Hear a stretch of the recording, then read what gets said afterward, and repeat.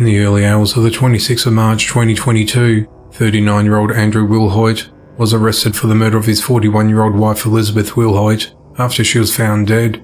The events unfolded when Elizabeth failed to show up for work at an oral surgeon's office in Zionsville, Indiana, on the morning of the 25th of March.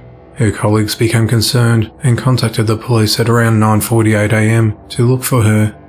The authorities completed a welfare check at her West Lebanon home and found her husband and children but no sign of her.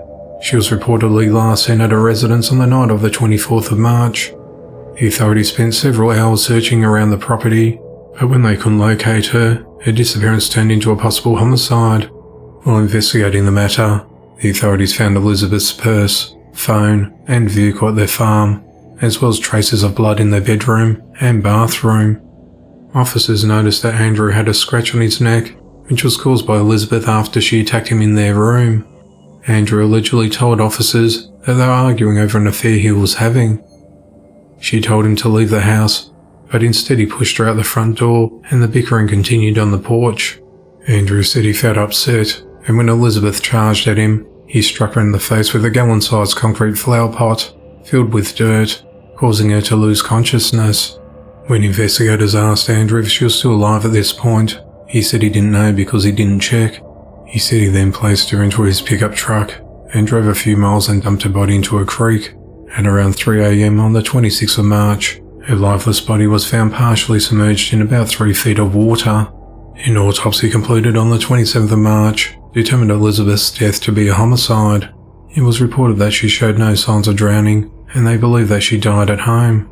Elizabeth and Andrew married in 2009 with 3 children, 2 that they had together. Elizabeth was a stepmother to Andrew's daughter. Elizabeth was a breast cancer survivor who just finished her last round of chemotherapy on the 18th of March, just a day after she filed for divorce. Andrew is charged with Elizabeth's murder. He's held at the Boone County Jail without bail. On the 25th of March 2022, 24-year-old Leland Hust was found guilty of raping and killing 6-year-old Ariana Jade Romero.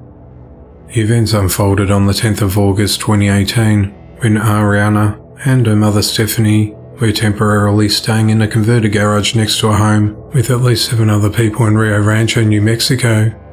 Stephanie left to work a night shift at a bar and returned home at just after 3 a.m. She got into bed next to her daughter, whom she thought was sleeping.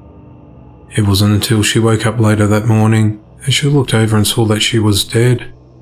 She removed a blanket which she found to be tightly wrapped around her and found her partially undressed. Blood covered her body and her legs were purple and cold to touch. Blood splatter was found on the bed, and next to it there was a Playboy magazine. Ariana suffered multiple injuries consistent with assault, and it was determined that she had been raped and strangled to death.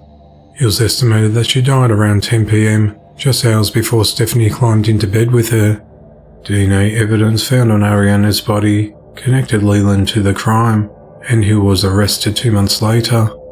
The authorities said that Leland had a room that was close to the garage, and he was obsessed with the girl.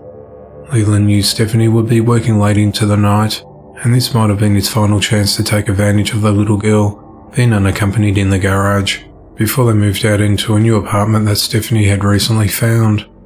Leland said that he went into her room to put a movie on for her while her mother was working, and then went to sleep. He denied having anything to do with Ariana's death, and said he thought of her as his sister.